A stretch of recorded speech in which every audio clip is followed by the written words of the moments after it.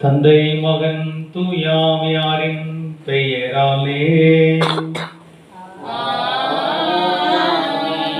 நம் ஆண்டவராகிய இயேசு கிறிஸ்துவின் அருளும் கடவுளின் அன்பும் தூயாமையாரின் நட்புறவும் உங்கள் அனைவரோடும் இருப்பதாக.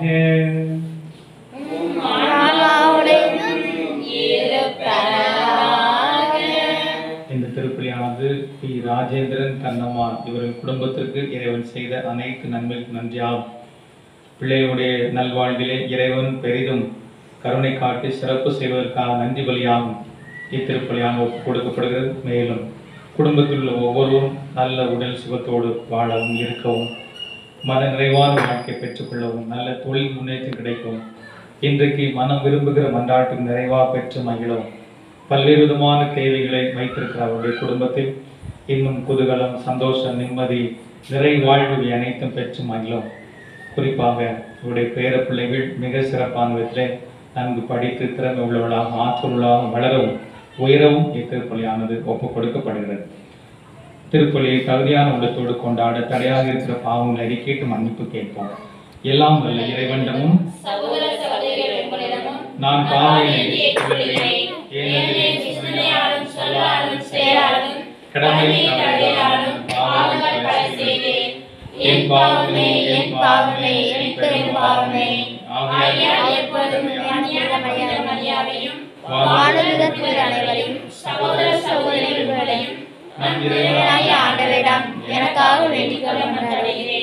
தலைவணங்கி மன்னிப்பாஸ் பெற்றுக் கொள்வோம். எல்லாம் உள்ள இறைவன் நம் மீது இரக்கம் வைத்து நம் பாவங்களை மன்னித்து நம்மை நிலை வாழ்வுக்கு அழைத்து செல்வாராக.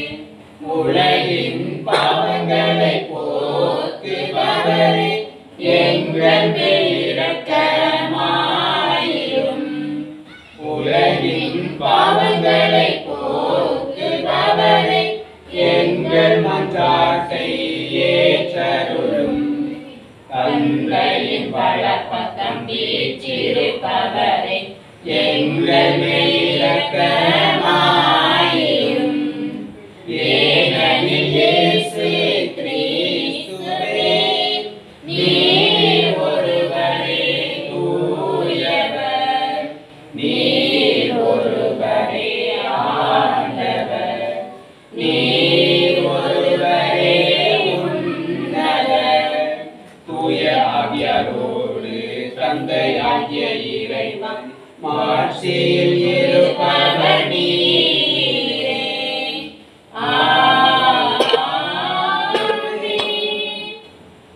ஜெபிப்போமாக.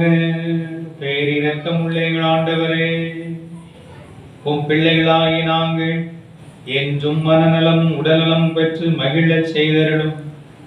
எங்கள் பாதுகாவலில் வரங்களை வாரி வழங்கும் புனித லூர்தன்னையின் பரிந்துரையா இன்றைய துயரங்களிலிருந்து விடுதலை பெறவும் நிலையான பேரின்பத்தை எப்போதும் பெறவும் எங்களுக்கு அருள்வீராக. எங்கள் ஆண்டவராகிய கிறிஸ்து வழியாக உம்மை மன்றாடுகின்றோம்.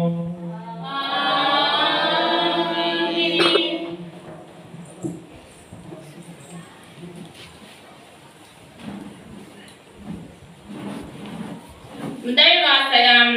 கடவுள் இயேசு கிறிஸ்து வழியாக தமக்கு உகந்ததை நம்மில் செய்தருள்வாராக. எபிரேயருக்கு எழுதப்பட்ட திருமுகத்திலிருந்து வாசகம். அதிகாரம் 13 இறைவசனம் 15 17 முடிய, மீண்டும் 20 21 முடிய.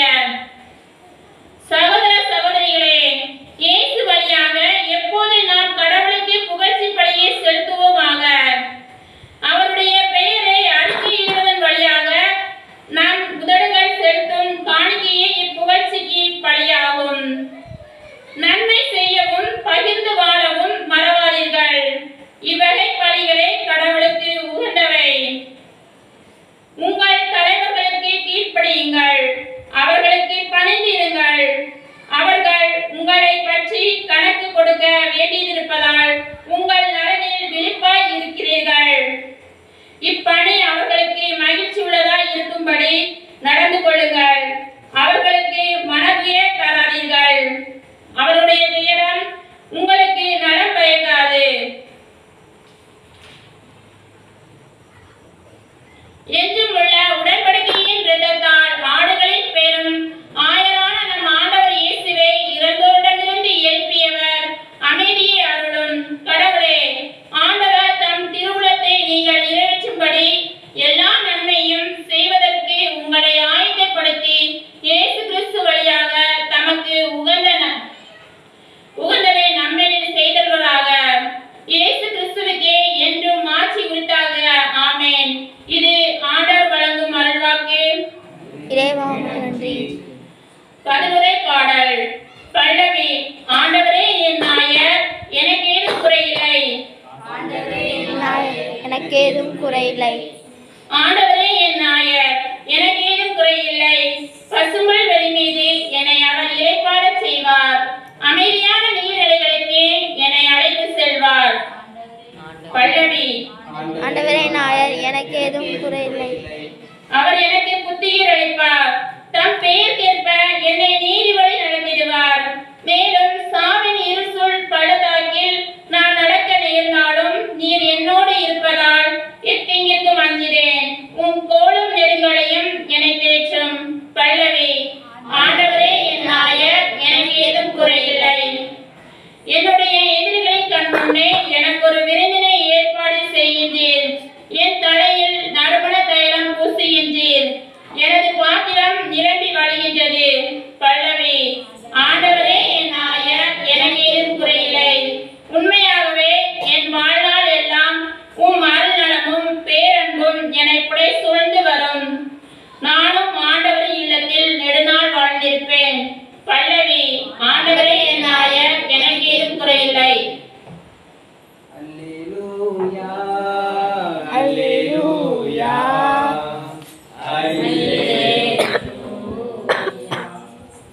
அல்லேலூயா அல்லேலூயா அல்லேலூயா. ஆண்டவர்களோடு இருப்பாராக.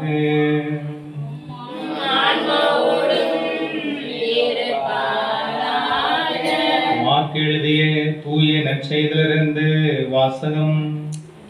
ஆண்டவரின் மாட்சி உமக்கே.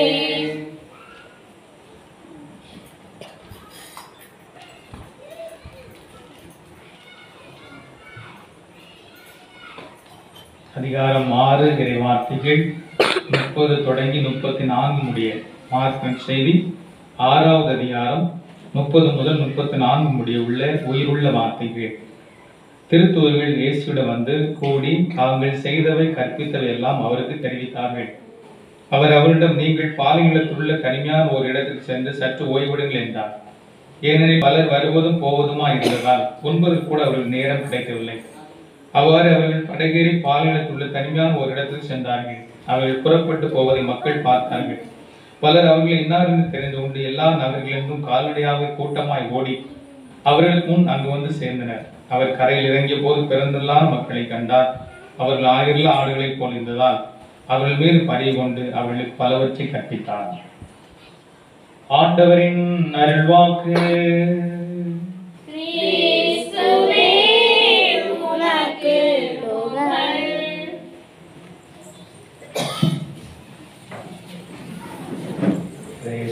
இனியவர்களே, நாம் நம்முடைய வாழ்வில் பார்க்கிற போது பலவிதமான கோயில்களுக்கு செல்கிறோம். அந்த கோயில்களுக்கு போகிறது என்ன சொல்றோம்? திருப்பயணம் என்கிறோம். கோயில்களுக்கு நம்ம போறோம் பார்த்தீங்களா? கோயில்களுக்கு போகும்போது அதை திருப்பயணமாக செல்கிறோம் என்று சொல்கிறோம். இன்னைக்கு கூட இளங்குளம் பங்கிலிருந்து ஒவ்வொருக்கு போயிட்டு வந்தோம். அப்போ அது என்னது, ஒவ்வொரு கோயில்களாக போகிறோம் பார்த்தீங்களா? வேளாங்கண்ணி கோயில் போகிறோம், பிறகு காவல்ங்கிறது இங்கே புண்ணியவாக குறிச்சி இருக்கிற அங்கே போகிறோம், புத்தலாபுரம் திருத்தலத்துக்கு போகிறோம். அப்போ அதெல்லாம் என்னது, திருப்பயணமாக செல்வது. திருப்பயணமாக நம்ம செல்வது ஒவ்வொரு இல்லத்திலாம் நடந்துட்டு இருக்கு. இப்போ இன்றைக்கு இளங்குளம் பங்கிலிருந்து அழைத்தார்கள். காலைல அங்கே போய் பூசை வச்சுட்டு இங்கேருந்து எல்லாரும் வேனில் போய் ஒரு திருப்பணி நிறைவேற்றி திருப்பயணமாக போயிட்டு வந்தோம். அப்போ திருப்பயணமாக நாம் செல்வது போல, நாம் கோயில்கள் செல்வது போல, திருப்பயணமாக செல்வது போல கடவுளும் திருப்பயணம் மேற்கொள்கிறார். நம்ம தானே கடவுளை பார்க்க முடியுங்களா? நம்ம தான் கடவுளை பார்க்க போகிறோம். கடவுளும் திருப்பயணம் மேற்கொள்கிறார். முதல் நாம் பார்க்கிற போது முதல் திருப்பயணமாக கடவுளுடைய திருப்பயணம் பார்க்கிற போது அவர் மக்களோடு இறங்கி வந்து திருப்பயணம் மேற்கொண்டது. ஆதாம் ஏவாள் முதல் பெற்றோர். அவங்க தான் முதல் பெற்றோர். கடவுளால் படைக்கப்பட்டவங்க யாரு? ஆதாம் ஏவாள். கடவுள் அவர்களோடு முதல் திருப்பயணத்தை மேற்கொள்கிறார், பயணம் மேற்கொள்கிறார். அந்த பயணம் எப்படிப்படுது? திருப்பயணம். கடவுள் மேற்கொண்ட பயணம் திருப்பயணம். அந்த பயணத்திலே அவர்கள் ரொம்ப மன வருத்தத்தோடு மன சோதனையில் இருந்தார்கள். ஏனென்றால் பாவம் செய்துவிட்டார்கள், செய்யக்கூடாத பாவத்தை செய்துவிட்டார்கள். கடவுள் சொன்னார், அப்ப அந்த பாவத்தை செய்துவிட்டார்கள். அப்ப அப்படி மன வருத்தத்தில், மன நெருக்கத்தில், பயத்தில், அச்சத்தில், கலக்கத்தில் அப்படி வாடி வதங்கி அவர்கள் இருந்தார்கள். அப்போ அவர் பயணம் மேற்கொண்டு, நீங்க கவலைப்பட வேண்டாம், நீ அஞ்ச வேண்டாம், பயப்பட வேண்டாம் என்பதெல்லாம் ஆண்டவர் சொல்வதற்காக அவர் பயணம் மேற்கொள்கிறார். பயணம் மேற்கொண்டு தன்னுடைய பிள்ளையுடைய கலக்கத்தை, வேதனையை, துயரத்தை போக்குறார். இன்றைக்கு கூட பார்க்கும்போது மனித வாழ்விலே ஏகப்பட்ட கவலைகள், பிரச்சனைகள், சவால்கள், துயரங்கள், பயம், வருங்காலத்தை குறித்தாக இருக்கலாம், அல்லது வாழ்க்கையை குறித்தாக இருக்கலாம், பிள்ளைகளை குறித்தாக இருக்கலாம். இப்படி பல்வேறு விதமான பயங்கள். அப்ப அதையெல்லாம் நீக்குவதற்காக கடவுள் திருப்பயணம் மேற்கொள்கிறார். இந்த இடத்தில் வருகிறார், நம்ம இடத்தில் பிரசனமாகிறார்.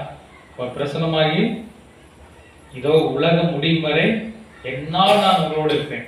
மத்தேயு நற்செய்தி 28வது அதிகாரம் 20வது வசனத்தை பார்க்கிற போது, இதோ உலகம் முடியும் வரை என்னால் நான் உங்களோடு இருக்கிறேன். பல்வேறு விதமான கவலைகள் வருகிறப்போ அந்த கவலையில நம்ம நொந்து போகிறோம், ரொம்ப ஒன்றாம் ஆகிறோம்.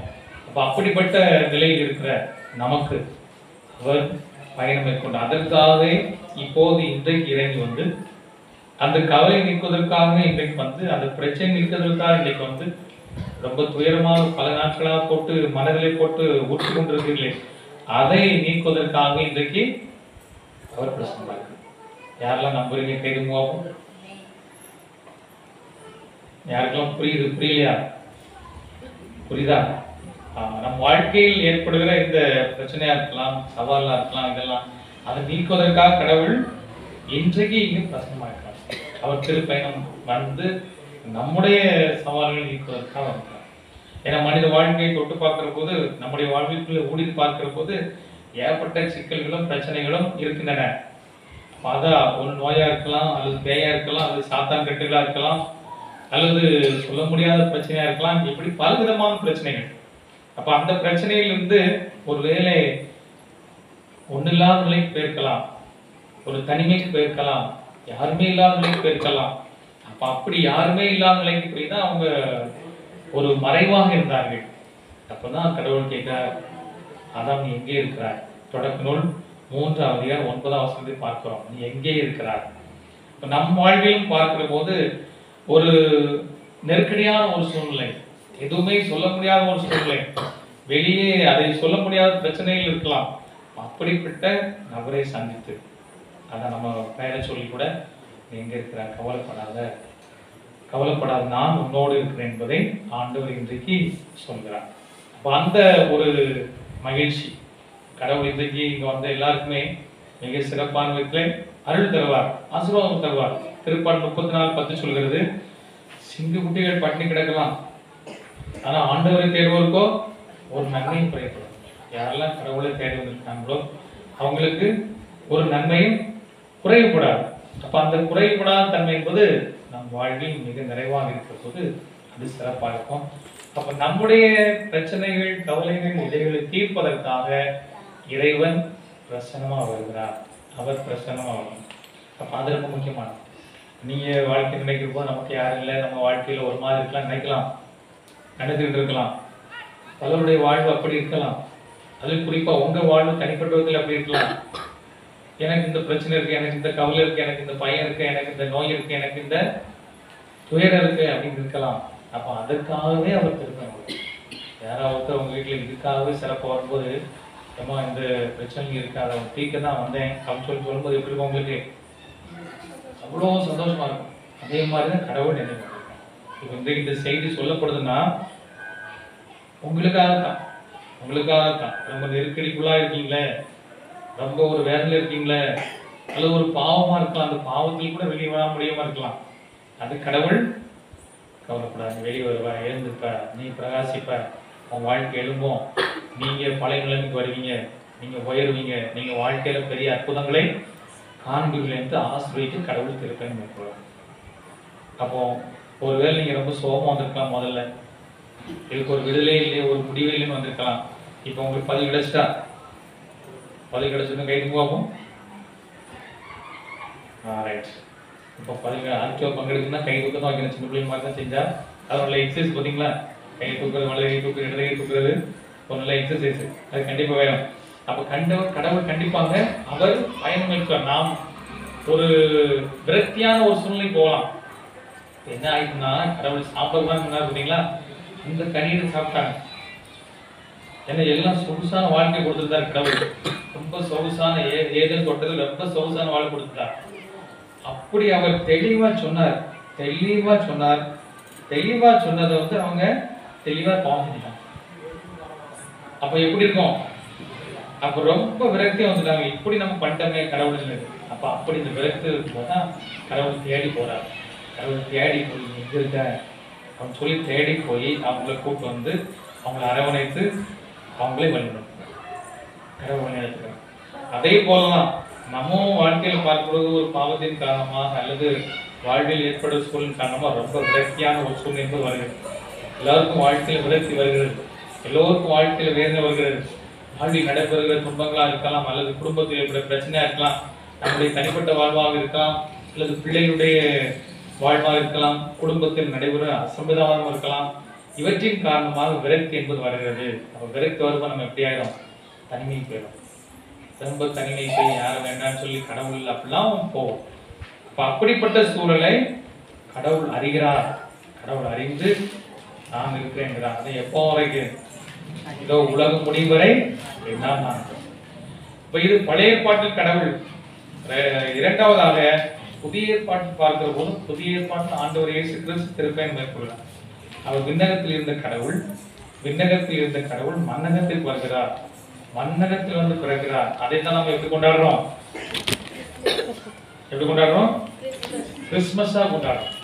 அப்போ கடவுள் நம்முடைய விரக்தியான சூழ்நிலை அதிலிருந்து விடுதலை பெறுகிறார். ஆண்டவர் இயேசு கிறிஸ்து நம்மோடு இருப்பதற்காக, நம் கூடவே இருப்பதற்காக அவர் திருப்பயணம்.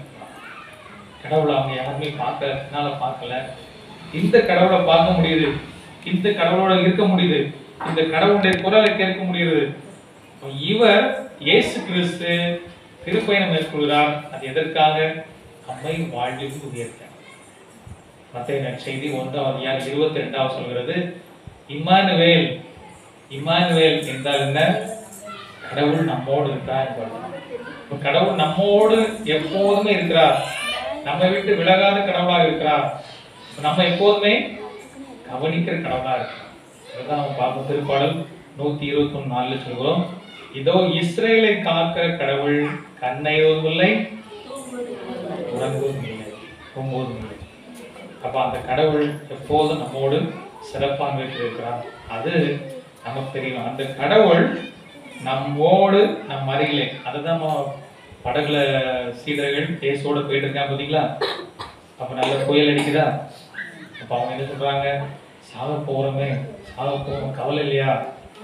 அவங்க கடவுளுடைய பிரசனத்தை மறந்து விட்டாங்க. அவர் கடவுள் அங்கதானே இருக்கிறார், அவங்க கூட தான் இருக்கிறார். ஆனா இவங்க என்ன துடியா துடிக்கிறாங்க, சாக போறோம், உங்களுக்கு கவலை இல்லையா? ஏசு எப்படி இருக்கா? நல்ல தலையை வச்சு நல்ல ஒரு புது தலையை வாங்கி அது நல்ல அயர்ந்து தூங்குறார். நல்ல அயர்ந்து தூங்குகிறார். இப்ப இவங்க தான் எப்படி சொல்றாங்க? கடவுளுடைய பிரசனத்தை உணராம தான் அவங்க தான் கத்துறாங்க. அவங்க தான் வார்த்தையை அனாவசியமா பயன்படுத்துறாங்க. சாவபுரம் கவலை இல்லையான்னு சொல்லலாம் பயன்படுத்துறாங்க. ஆனா கடவுள் எங்கதான் இருக்கார்? நம்மோடு தான் இருக்கார். அப்படி கடவுள் நம்மோடு இருக்கார். அப்ப அவங்க எல்லா சூழ்நிலையுமே அவர் நம்மோடு இருக்கிறார். புரிந்து மனது செயல்பட வேண்டும். பல நிலைகளில் அந்த மனதுக்கு தெரியாது, நம்ம என்னதுக்கு தெரியாது. கடவுள் நம்மோடு இல்லை என்பதெல்லாம் நமக்கு தெரிகிறது. கடவுள் எப்போதும் நம்ம கூட இருக்கிறார். அதற்காகத்தான் அவங்க விசேஷமாக கிறிஸ்துமஸுக்கு பிறந்தது வேற யாருக்கும் நினைச்சக்கூடாது. நமக்காகத்தான், தனிப்பட்ட விதத்துல நமக்காகத்தான் இந்த உலகத்துக்கு வந்தார், எனக்காகத்தான் வந்தார், உங்களுக்காகத்தான் வந்தார். வந்து கடவுள் எப்போதும் நிலையாக இருக்கிறார். அப்போ கடவுள் திருப்பயணம் மேற்கொள்வதை நம்ம கவலைப்பட்டாலே அவருக்கு ஒரு கஷ்டமாயிருக்கும். நம்ம ஏதாவது பிரச்சனை இருந்தாலே அவருக்கு அந்த மைண்ட் ஒர்க் ஆகாது. இதை எப்படியாவது என் பிள்ளைக்கு எப்படி தீர்த்து விடலாம், எப்படி அதை வழிநடத்தலாம், எப்படி கொண்டு வரலாம்னு சொல்லி அவர் துடிக்கிறார். 1 பேதுரு 5:7 சொல்கிறது, உங்கள் கவலைகள் எல்லாம் ஆண்டவருக்கு விட்டுவிடுங்கள், ஏனெனில் அவர் உங்கள் மேல் கவலை கொண்டுள்ளார். உங்கள் கவலைகள் எல்லாம் ஆண்டவருக்கு விட்டுவிடுங்கள், ஏனெனில் அவர் உங்கள் மேல் கவலை கொண்டுள்ளார். ஒரு சிக்கலா இருக்கலாம், ஒரு பிரச்சனையா இருக்கலாம், அதை தீர்ப்பதற்கு நம்மை விட மேலாக அவர் கரிசனை மிக்க கடவுளாக இருக்கிறார். அவர் அன்பு காட்டுகிற கடவுளாக இருக்கிறார். எந்த அன்பு? பேரன்பு காட்டுகிற கடவுளாக இருக்கிறார். ஆகவே நம் வாழ்வில் இருக்கிற துயரமா இருக்கலாம், நெருக்கடியா இருக்கலாம், கவலையா இருக்கலாம், அவங்க இதயத்துல ஒரு மாதிரி பாரமா இருக்கலாம், ரொம்ப பாரமா இருக்கலாம். யார்கிட்ட போய் சொல்றது இருக்கலாம்? யார்கிட்ட போய் தான் சொல்லணும்? கடவுள் தான் சொல்லணும். மத்தேயு நற்செய்தி 11:28 சொல்கிறது, பெருஞ்சுமை சுமந்து சோர்ந்து போங்களே, எல்லோரும் இன்னத்தில் வாரு, நான் உங்களுக்கு இளைப்பாறுதேன். பக்கத்துல உள்ள ஆண்டு சொன்னா அவங்க அதுல குளிர்காயவாங்க, அதுல சந்தோஷப்படுவாங்க. எங்கேயும் சொல்ல முடியாது, யாருக்குமே சொல்ல முடியாது. யார்கிட்ட தான் சொல்ல முடியும்? கடவுள் தான் சொல்லணும். அவர் கேட்டுக்கிட்டே இருக்கார். நம்ம ஒரு ஆள் சொன்னாச்சுன்னா போன நிறுத்தி எவ்வளவு நேரம் பேசுவார், நிறுத்து வேற ஏதாவது சொல்லி போயிடுவோம்.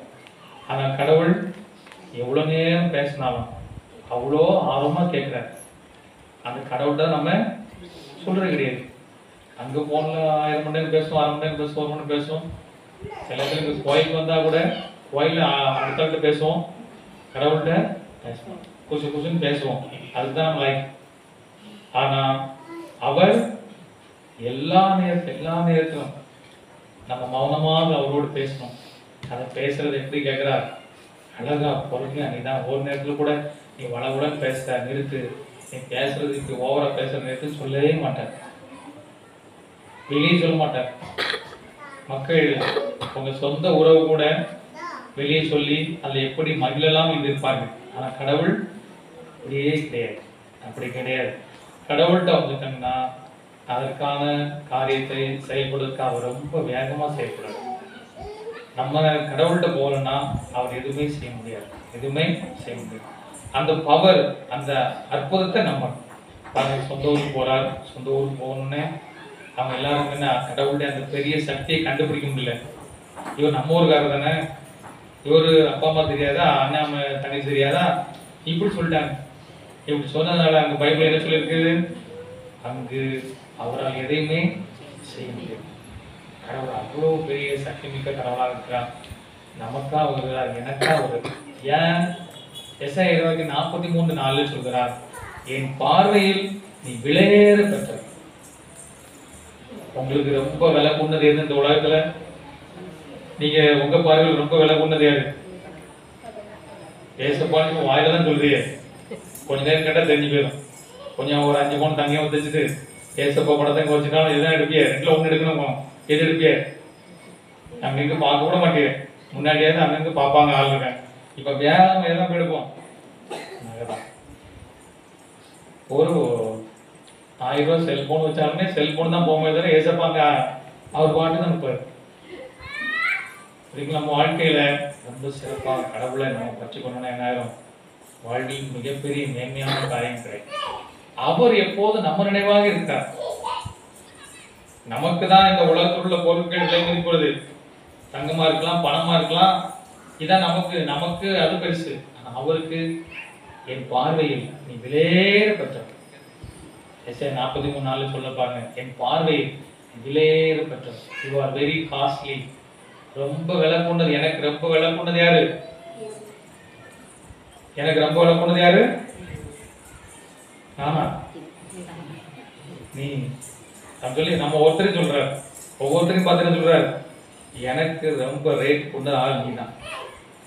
என் பார்வையில் நீ விலையேற பெற்றவள், விலையேற பெற்றவன், மதிப்பு மிக்கவன். நம்ம யார் மதிக்கிறது? நம்ம யார்? கடவுள் மரியாதை கொடுக்க நம்ம யார் பாருங்க. கடவுள் மரியாதை கொடுக்க நமக்கு தகுதியே கிடையாது, ஒரு தகுதி கிடையாது. ஆனா அவர் என்ன சொல்றாரு? நீ தான் மதிப்பு மிக்கவன், நான் உன்னை அன்பு கொள்கிறேன், நான் உன்னை ரொம்ப அன்பு செய்கிறேன் அப்படின்னு சொல்லி கடவுள். அப்ப இவ்வளவு சிறப்பா கடவுள் அன்பு செய்கிறார். அப்ப அந்த கடவுளை நம்ம சிறப்பா அன்பு செய்யணும். அப்படி அன்பு செய்கிற போது அவர் எல்லா நேரத்திலும் நம்மை செய்கிறார். எல்லா நேரத்திலும் அவர் செய்கிறார். எல்லா நேரத்திலும் செய்கிறது நமக்கு சிறப்பான விதத்திலே அருள் வழங்குகிறார். நம்ம கடவுளுக்கு நம்ம விலை கொண்டவங்க. நமக்கு எது விலை மதிப்புள்ளதா தெரியுது, எது விலை மதிப்புள்ளதா தெரியுது. திருப்பால் ஆசிரியர் 16 திருப்பால் 2வது வசனம் சொல்கிறார், ஆண்டவரே நீரே என் தலைவர், உண்மை என்று வேறு செல்வம் எனக்கு இல்லை. நீங்க தான் தலைவர் இந்த உலகத்துல, நீங்க தான் செல்வம், அதை விட வேற செல்வம் இல்லை, அதை விட வேற செல்வம் இல்லை. இப்ப நீங்க நம்ம இன்னைக்கு பூசில இருந்து அப்புறம் யோசிச்சுட்டே இருங்க, கடவுளுக்கு நான் ரொம்ப ரேட்டு கொடுங்க, எனக்கு எது ரேட்டு அதிகமா தெரியுது, நான் எனக்கு எதை ரொம்ப பெருசா நினைக்கிறேன். ஒரு சாதாரண ஐஸ்கிரீமா இருக்கலாம், சாதாரண ஹோட்டல் சாப்பிடலாம், இதெல்லாம் ரொம்ப அதிகமா இருக்கிறது. ஆனா கடவுள்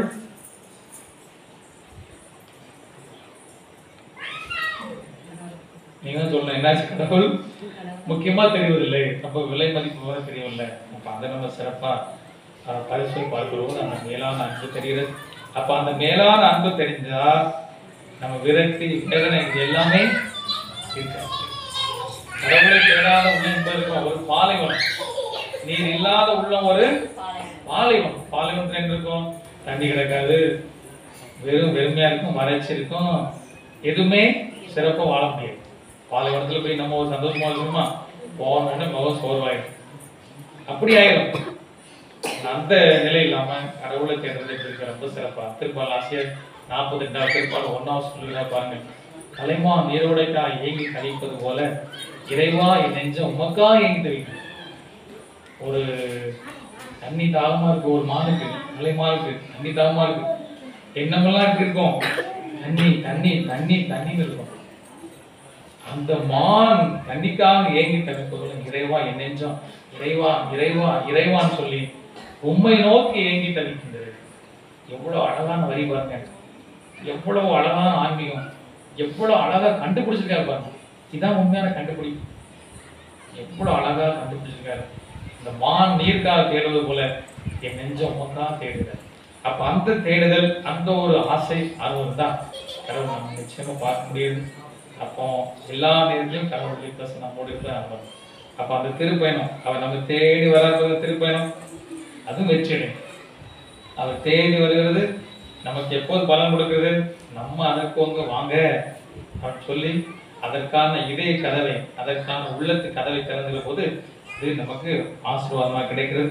அதற்காக நம்ம ஆசைப்படுவோம். என் வாழ்வில் எது விலை மதிப்பானது என்பதை யோசிச்சுக்கிட்டே இருப்போம். யோசிச்சுட்டு மட்டும் இருக்கிறது இல்லை, அதை அடைவதற்கும் நாம் முயற்சி எடுப்போம். அந்த ஆழமான ஆன்மீகம் நமக்கு கிடைக்கட்டும். இந்த அறிவு வரட்டும். அறிவுக்கு மூளை ரொம்ப வெரி பவர்ஃபுல். மூளை ரொம்ப பவர்ஃபுல். அதை வச்சு நல்ல பெரிய காரியங்கள் செய்ய முடியும்.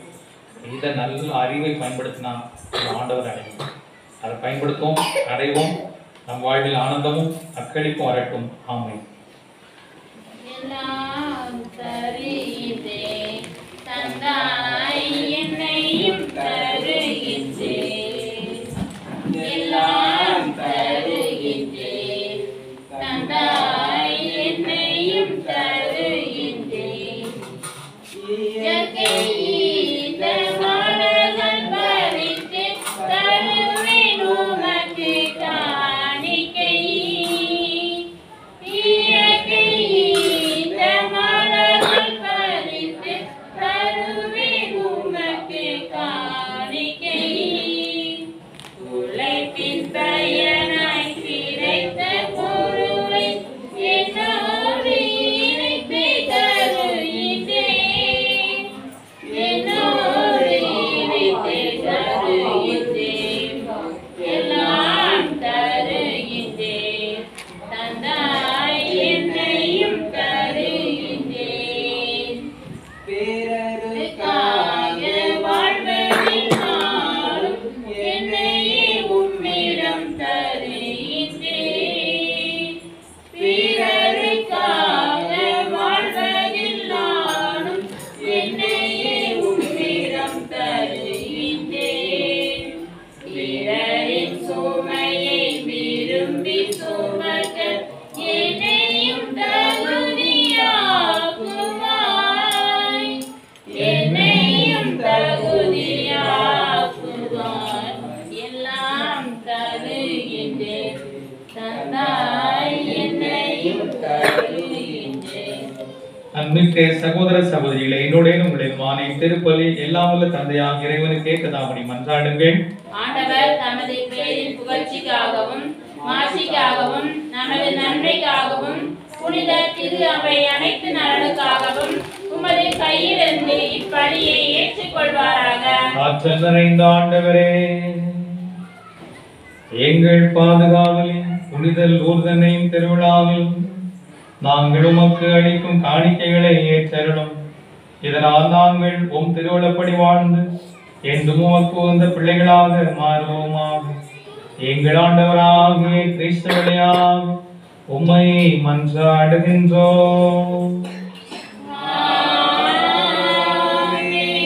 ஆண்டவர் உங்களோடு இருப்பாராக.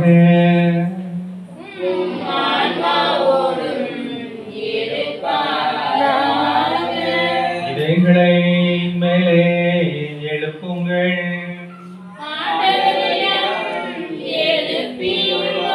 நம் இறைவனாகிய ஆண்டவருக்கு நன்றி கூறுவோம்.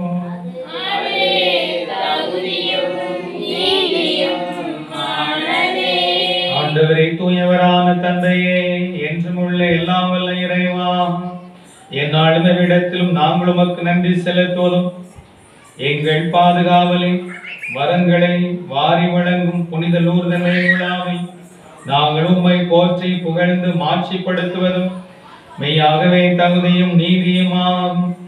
எங்கள் கடமையும் மீட்புக்குரிய செயலுமாகும். தூயாவி நிலைத்ததால் அந்த அன்னை உம்முடைய ஒரே திருமகனை கருத்தாங்கி தமது கன்னிமையின் மாற்றி நிலைத்து நின்று நிலையான ஒளியாகிய எங்கள் ஆண்டவர் இயேசு கிறிஸ்துவை உலகிற்கு அளித்தார். அவர் வழியாக மாண்பை வானவர் புகழ்கின்றனர். தலைமை தாங்கோர் உம்மை வழிபடுகின்றனர். அதிகாரம் செலுத்துவோர் உம் திருமுன் நடுங்குகின்றனர். வானங்களும் அவற்றுள்ள ஆற்றலும் சராபியங்களும் ஒன்று கோடி அக்களித்து கொண்டாடுகின்றனர். அவர்களோடு எங்கள் குரலையும் சேர்த்துக் கொள்ளுமாறு நாங்கள் உம்மை தாழ்மையுடன் இறைஞ்சி புகழ்ந்து பாடுவதாவது.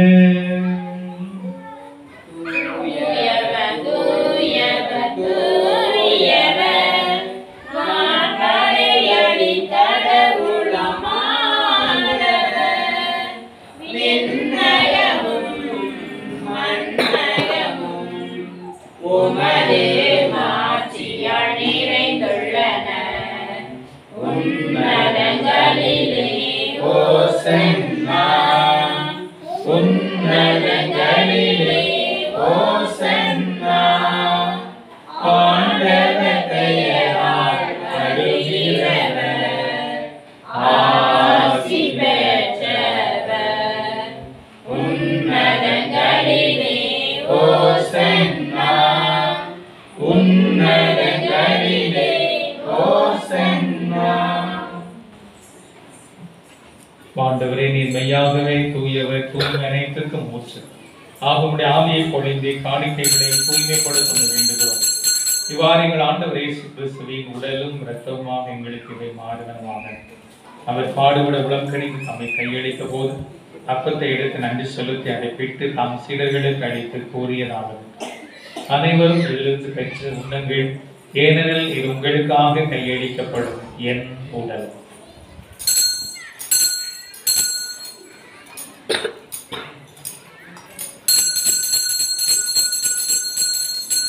அவனிடமே இரவிருந்து அறிந்தபின் கிண்ணத்தை எடுத்து மீண்டும் உமக்கு நன்றி கூறி தாம் சீடர்களுக்கு அளித்து அவர் கூறியதாவது: அனைவரும் இதிலிருந்து பெற்று பருகுங்கள், ஏனெனில் இது புதிய நிலையான உடன்படிக்கைக்குரிய என் இரத்தத்தின் கிண்ணம். இது பாவ மன்னிப்புக்கென்று உங்களுக்காம் பலருக்காம் சிந்தப்படும். இதை என் நினைவாக செய்யுங்கள்.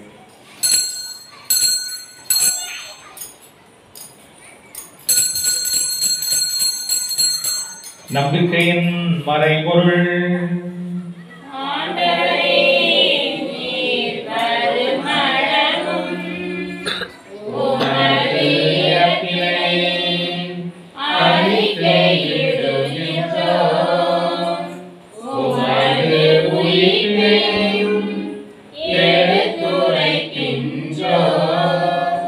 ஆகவே ஆண்டவரே, நாங்கள் கிறிஸ்துவின் இறப்பினை உயிர்ப்பு நினைகூர்ந்து வாழ்ந்தோம். அப்பத்தை நீப்பணி கிண்ணத்தை உமக்கு ஒப்புக் கொடுக்கின்றோம்.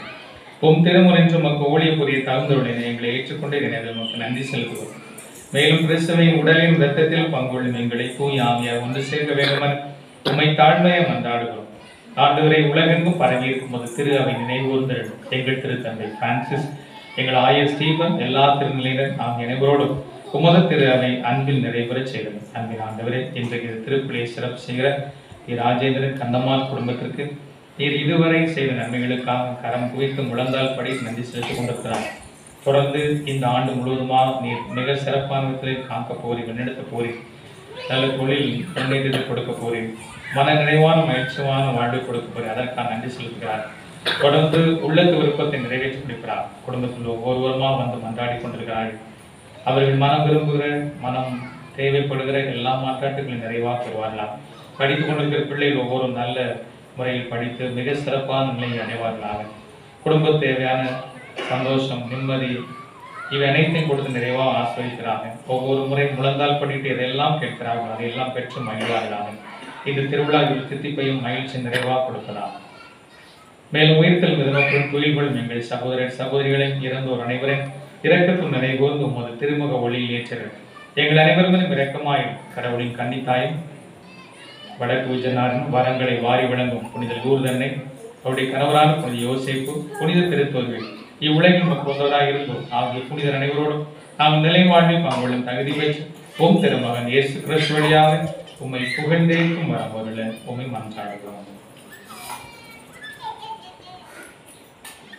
இவர் வழியாக இவரோடு இவரில் எல்லாம் வல்ல இறைவனாகிய தந்தையே, தூயாவியாய் ஒன்றிப்பில் எல்லா புகழும் மாட்சியும் எந்தெந்த உமக்கு உரியதே.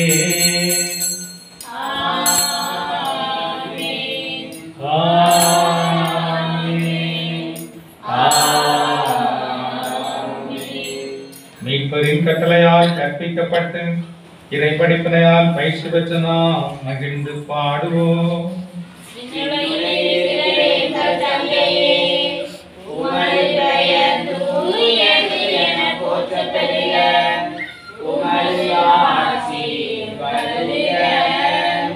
உமது திருவுளம் விண்ணுலகில் நிறைவேறுவது போல மண்ணுலகிலும் நிறைவேறுக. எங்கள் அன்றாட உணவை இன்று எங்களுக்கு தாரும். எங்களுக்கு எதிராக குற்றம் செய்வோரை நாங்கள் மன்னிப்பது போல எங்கள் குற்றங்களை மன்னியும், எங்களை சோதனைக்கு உட்படுத்தாதையும், தீமையிலிருந்து எங்களை விடுவித்தருளும். ஆண்டவரே, தீமை அனைத்துமிருந்தும் எங்களை விடுவித்து எங்கள் வாழ்நாளில் அமைதியை கனிவுடனருளுமை மன்றாடுகின்றோம். உமது இரக்கத்தின் உதவியா நாங்கள் பாவத்திலிருந்து எப்போது விடுதலை பெற்று யாதொரு கலக்கமின்றி நலமாயிருப்போமாக. நாங்கள் எதிர்நோக்கி இருக்கும் பேரின்பத்திற்காகவும் மீட்பராக இயேசு கிறிஸ்து வருகைக்காகவும் காத்திருக்கின்றோம்.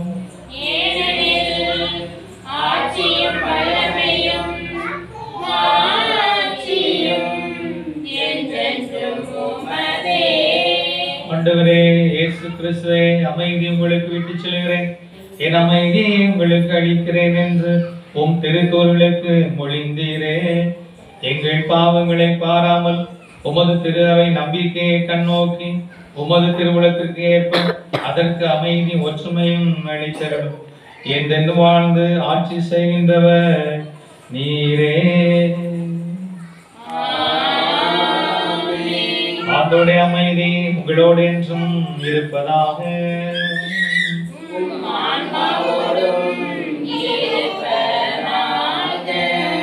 எவ்வளவு சந்தோஷமா இருக்கீங்க? ரொம்ப சந்தோஷமா இருக்கீங்களா? அந்த சந்தோஷத்தை பக்கத்துல இருக்க நாட்களோட பகிர்ந்து அமைதி சமாதானத்தை தெரிவிக்க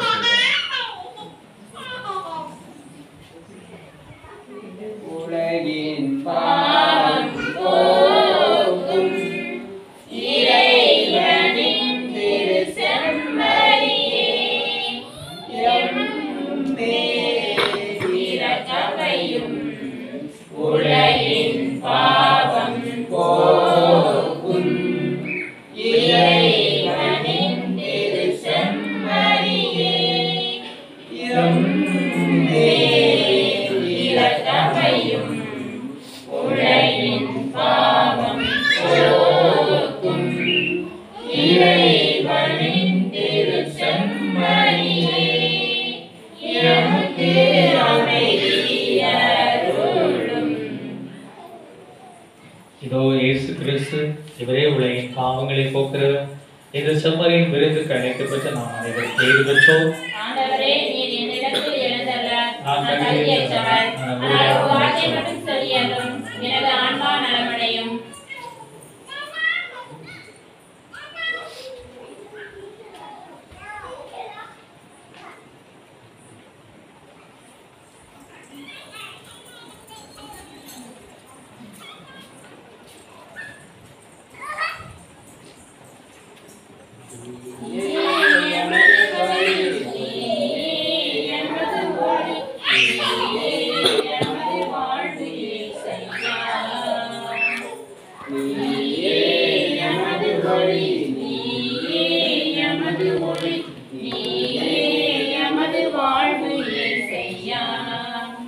நான்கு திசையின் பாதைகள் சந்திக்கின்ற வேலைகள் நன்மையென தீமையென அறியாத கோலங்கள். நான்கு திசையின் பாதைகள் சந்திக்கின்ற வேலைகள் நன்மையென தீமையென அறியாத கோலங்கள். நீயே எங்கள் வழியாவாய், நீதியின் பாதையின் பொருளாவாய், நீயே எங்கள் வழியாவாய், நீதியின் பாதையின் பொருளாவாய். உனது பாத பதிவுகள் எமது வாழ்வின் தெளிவுகள், அவற்றில் நாம் நடந்தால் வெற்றி கண்கள். நீயே எமது வழி, நீயே எமது ஒளி, நீயே எமது வாழ்வை செய்யா. துயரவே நாசி காலங்கள் தட்டு தடுமாறி விழ தகுமான சூழல்கள். துன்ப துயர நிகழ்வுகள் இருள் நாட்சி காலங்கள் தட்டு தடுமாறி விழ தகுமான சூழல்கள். நீயே எங்கள் வழியாவாய்,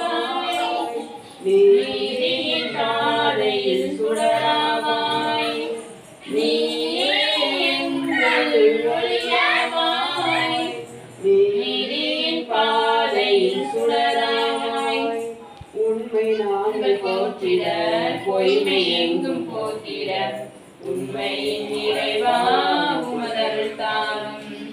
நீ எமது மொழி, நீ எமது மொழி, நீ எமது வாழ்வில் செய்யா. நமக்கு உள்ளே இந்த நாள் இந்த திருப்பலியை சிறப்பு செய்திருக்கிற திரு ராஜேந்திரன் கண்ணம்மாள் குத்தோடு கேட்ட அன்போடு அழைக்கிறேன். இறைவன் அவருடைய வாழ்வில் ஒளியாக வெளிச்சமாக வழிநடத்த சிறப்பான விதத்திலே நாம் ஜெயிப்போம். இப்போது கைத்தறி நன்றிகளை பாராட்டிய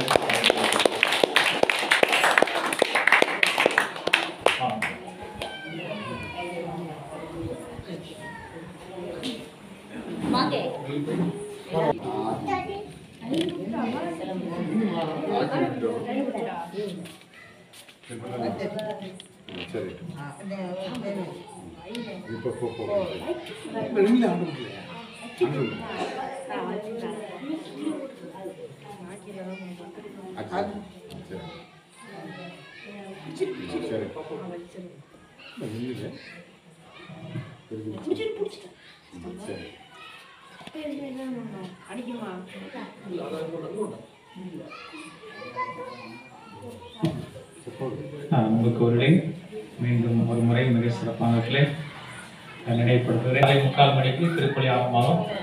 அது முடிந்த பிறகு 7:30 மணிக்கு திருப்பலி முடிவு. 7:30 மணிக்கு திருப்பலி முடிந்த உடனே கல்வி நிகழ்ச்சிகள். அதன் பிறகு தான் வந்திருக்கிறவங்களுக்கு சாப்பாடு. சரிங்களா? அதனால் 7:30 மணிக்கு 6:45க்கு திருப்பலி ஆரம்பிக்கிறது. 7:30க்கு திருப்பலி முடியுது.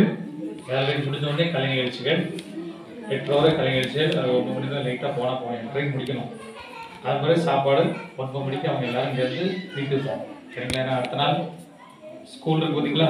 ஸ்கூலுக்கு மக்கள் வருகிறார்கள், இளங்குளம் மக்கள் வருகிறார்கள், 10 பொறுத்து சார்ந்த மக்களும் வருகிறார்கள். நான் போய் நாளை கலை நிகழ்ச்சி நடைபெறும். அதை பங்கெடுக்கும் அன்போடு கேட்டுக்கொள்கிறேன். நாளை மறுநாள் மாலை ஆராதனை. அந்த பசங்க கொஞ்சம் சொன்னீங்களா, நம்ம பசங்களே ஓடின மாதிரி இருக்குது. ஓட்ட போட்டிலாம் புதன்கிழமை வைங்க. அதுக்கு முன்னாடி ஓட்ட போட்டி இருக்கக்கூடாது. ஓட்ட போட்டிலாம் புதன்கிழமை பிறகு தான் ஓட்ட போட்டின்னு சொல்லியிருக்க மாட்டேன். என்னமோ இந்த 2 நாள் கல்வி வச்சுருக்கு. சின்ன ஓட்ட போட்டியில் ஓடுறவங்க, கோகோவில் ஓடுறவங்க, நம்ம எல்லாமே என்னை தான் புதன்கிழமை பிறகு தான் சொல்லியிருக்கேன். சரிங்களா? அப்போ அங்கே அமைதியாக இருக்குது.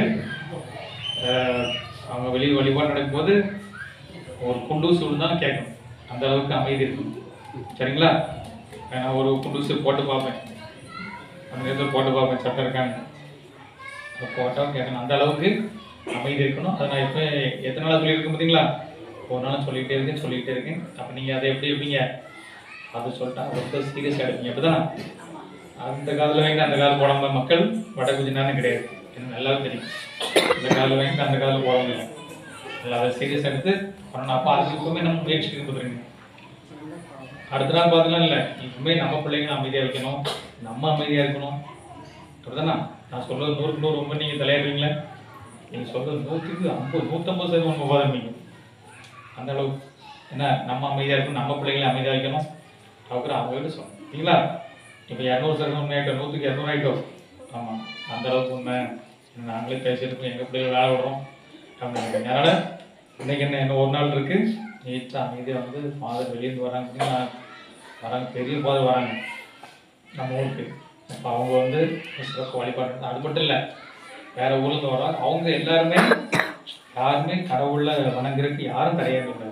சின்ன பேர் சட்டத்தை பார்த்து இப்படி தேடக்கூடாது. நீங்கள் எல்லோரும் முன்கூட்டி வந்து சேர் எடுக்கணுமா, உட்காரணுமா, எல்லாமே செட் ஆகிடும். அந்த நேரத்தில் வந்து அம்மாடி ஆத்தாடி கூடாது. உங்களுக்கு ஏற்கனவே சொல்லிட்டேன் பார்த்தீங்களா? சேர் எடுக்கிறதா, ஆட்கிட்ட பேசுகிறதெல்லாம் அந்த 1 மணி நேரம் நடக்கும். முன்னாடி 6:30க்கு முன்னாடி பேசிடணும். அதுக்கப்புறம் 8:30க்கு பிறகு தான் பேசணும் ஆட்கிட்ட. சரிங்களா? 8:30லேருந்து நீங்கள் சப்பரம் விடிய வரலாம். அதில் எவ்வளோ பேசணும் பேசணும். சப்பரத்தில் பேசக்கூடாது. அந்த நேரத்தில் பேசணும், டைம் இருக்காது, பேசணும். சரிங்களா? நான் சொல்கிறது சரியாக தவறா?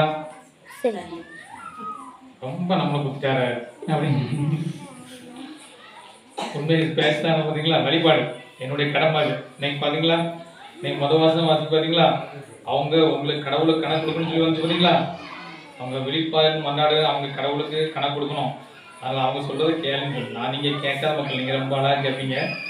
என்ன நான் வந்து சொல்ல வேண்டிய சொல்லணும் பார்த்தீங்களா? இது நடக்குது. ஒரு விதத்தில் நம்ம ஒரு இடத்துல இன்னொரு இடத்துக்கு முன்னேறோம். நம்ம எதமா ஒரு நாள் முன்னேறணும். ஒன்றும் முன்னே ஆன்மீகத்தில் முன்னேறணும், அதுக்கு நம்ம சிறப்பு. அது நீங்கள் அழகாக செய்வீங்க, சிறப்பு. அப்போ அதை சிறப்பாக செய்வாங்க. அன்போடு கிடைக்கல. வேறு 10ஆம் திருவிழா பிப்ரவரி 11ஆம் தேதி மறை மாவட்டத்துக்கு வருவாங்க. மறை மாவட்டத்துக்கு ஃபாதர் வராங்க.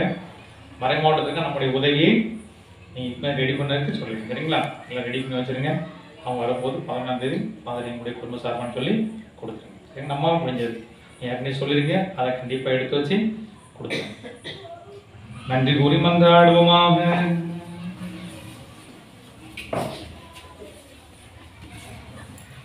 ஆண்டவரே, விண்ணக உணவை உட்கொண்டு நாங்கள் உமது கனிவை வேண்டுகின்றோம். என்றும் கன்னியான புனித மரியாவின் நினைவு கொண்டாடத்தில் மயிலூர் நாங்கள் அதை கண்ணியை கண்டு பாவித்து எங்கள் மீட்பின் மறைவுண்மை பெற நாங்கள் தகுதி பெறுவோமாக. எங்கள் ஆண்டவராகிய கிறிஸ்து வழியாக உம்மை மன்றாடுகின்றோம். ஆண்டவர்களோடு இருப்பாராக.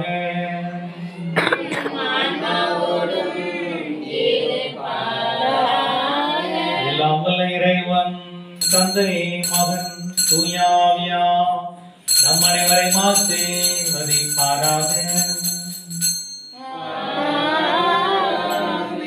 இந்த இரவை மகிழ்ச்சியோடு கொண்டாட சென்று வாருங்கள். திருப்பலி நிறைவேறிற்று. இறைவனுக்கு நன்றி.